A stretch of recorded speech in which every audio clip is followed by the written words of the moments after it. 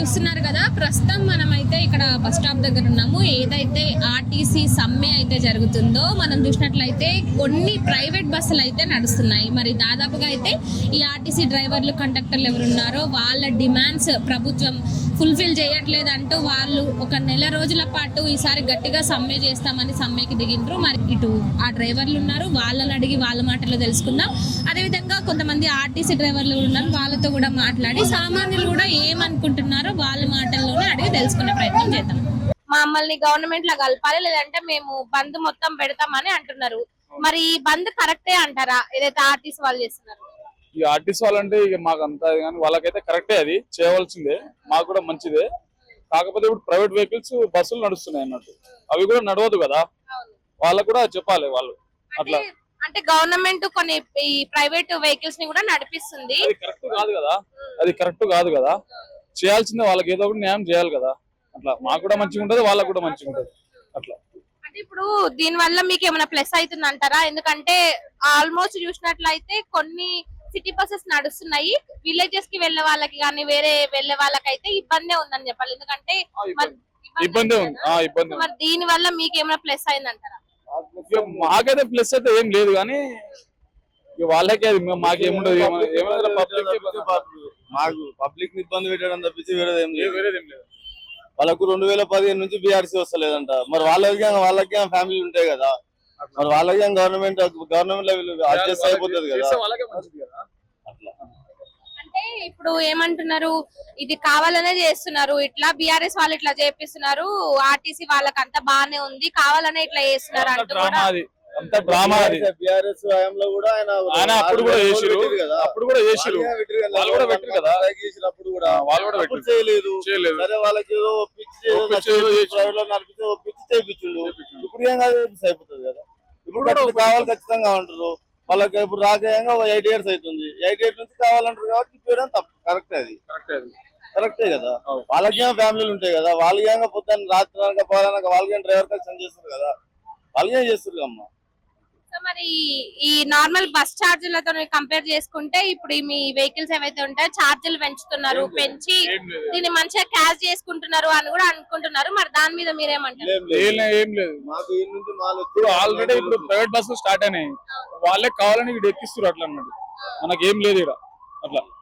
ఇప్పుడు ప్రైవేట్ బస్సులలో నార్మల్ ఛార్జీలు పెట్టిరా? నార్మల్ ఛార్జ్ కొన్ని నార్మల్ గా 200 ఉన్న ఛార్జీని 400 కూడా చేసిండ్రు అని అంటున్నారు. లేదు ఏం లేదు.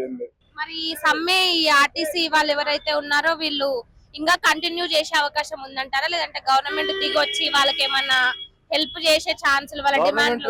గవర్నమెంట్ చేస్తే వాళ్ళు ఎందుకు చేస్తారు, చేయరు కదా. గవర్నమెంట్ వాళ్ళకి బీఆర్సీ చేస్తే వాళ్ళు ఏం చేయరు. 29 ఒప్పుకురు అంటే ఇంకా 3 ఉన్నాయి, ఆ 3 ఏం చెప్పేసుకుంటే వాళ్ళు ఆటోమేటిక్ వాళ్ళే డ్యూటీలు చేసుకుంటారు కదా మేడం. సో మరి వీళ్ళు ఆర్టీసీ వాళ్ళు ఇంకా ఎన్ని రోజులు ఈ సమ్మె కొనసాగించే అవకాశం ఉందంటారు? 1 month అని చెప్పిండు. ఒకరికి ఫోన్ చేస్తే మా పరిచయం ఫోన్ చేస్తే అది అయినంత వరకు సమ్మె తీయమని చెప్పారు, సమ్మె కంటిన్యూ అయితే అని చెప్పారు.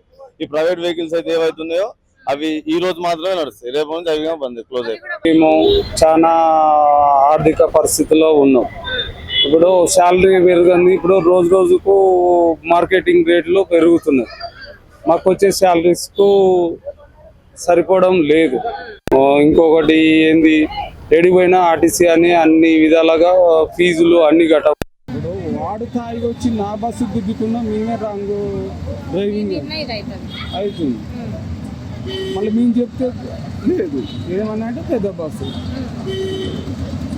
ఎందుకు, ఎవరు, ఏంది. సరే మీ సమస్య మీరు బతుకురియా భయ అని వదిలేసినా అయిపోతుంది. మీరు చేస్తా అంటారు, చెయ్యరు. ఉద్యోగ భద్రత లేదు. ఇవాళ నాకు 48 సంవత్సరాలు. ఇప్పుడు నేను యాక్సిడెంట్ అయిపోయింది, నా పిల్లలు బీటెక్ ఎంటెక్ చదువుతున్నారు. రిమూవ్ చేస్తే నేను నా భార్య పిల్లలు ఏం చేయాలి, నేనే వాళ్ళని ఎట్లా పోషించాలి చెప్పండి, మీరే చెప్పండి. ఉద్యోగ భద్రత ఉందా లేదా?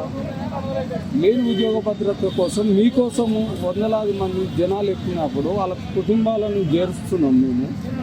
మరి మా పిల్లల పరిస్థితులు ఏంది? నా భార్య కూడా నన్ను వదిలేస్తుంది. నువ్వు చేసే తొపకాయలు జీతం 40,000కు నేను ఇంకో కూలినాలు చేసుకున్నానికి 4 ఎకరాల భూమి ఉన్నది చేసుకుంటే నేను హాయిగా బతుకుతున్నాను. ఎక్కడ అమ్ముకుంటే నా పిల్లలకి నిరుద్యోగులు నువ్వు వస్తే నాకేమొస్తుందని కూడా చెప్తున్నారు డైరెక్ట్గా. నేను చెప్తున్నా కదా ఇవాళ ఈ సమయం ఇది జరగడం స్వచ్ఛందంగా జేఏసీ కాదు, జేఏసీ కన్నా కార్మికులు ముందు బాగా కృషితోటి ఈ సమ్మె జరుగుతుంది మేడం. అయితే మరి కొంతమంది ప్రైవేట్ బస్సులు నడుపుతున్న డ్రైవర్లు ఉన్నారు కదా, మరి వాళ్ళు ఎందుకు వస్తలేరు? వాళ్ళు ఇప్పుడు కొన్ని బస్సులు కూడా నడుపుతున్నారు, ఆ డ్రైవర్లు స్వచ్ఛందంగా ఎందుకు వస్తలేరు? ఇక్కడ ఒకటి మేడం, ప్రైవేట్ డ్రైవర్స్ ఏముంటుంది, ఆయన ఇష్టం ఉంటే చేస్తాడు, లేకపోతే లేదు. ఇలా మా భార్య పిల్లల్ని పెట్టి కూడా పండుగ రోజు డ్యూటీ చేస్తున్నాం, మనం చేయమను. అందుకే రోజు 1000 రూపాయలు ఇస్తారు, నాకు 500 ఇచ్చినా నేను చేస్తున్నాను. ఉద్యోగ భద్రత ఇప్పుడు 0 యాక్సిడెంట్ ఆర్టీసీ, ప్రైవేట్ యాక్సిడెంట్స్ చూపి అది కూడా మాట్లాడాలి కదా. మరి ఊరికనే 0 అంటే వాళ్ళు వస్తారు వీళ్ళు వస్తారు అంటే ఆడు వస్తాడు పోతాడు. అవసరమైతే ఇప్పుడు రోడ్డు మీద ఇచ్చిపెట్టిపోయినా ఏం చేయలేదు. నేను తినకుండా డ్యూటీ చేయవలసి వస్తుంది. పెయిన్స్, షుగర్స్, బ్యాక్ పెయిన్, ఎన్ని సీట్ అడ్జస్ట్మెంట్ ఉండవు, ఏవేవో ఉంటాయి, ఎన్నో కారణాలు ఉన్నాయి. మరి అవన్నీ పట్టించుకోరు, ఎవరు చెప్పాలి చెప్పండి మేడం. మీరు మాలో ఆదాయం ఒక చెప్పుకోవడానికి ఎవరు లేడు, చెప్తే చేసేటోళ్ళు లేరు.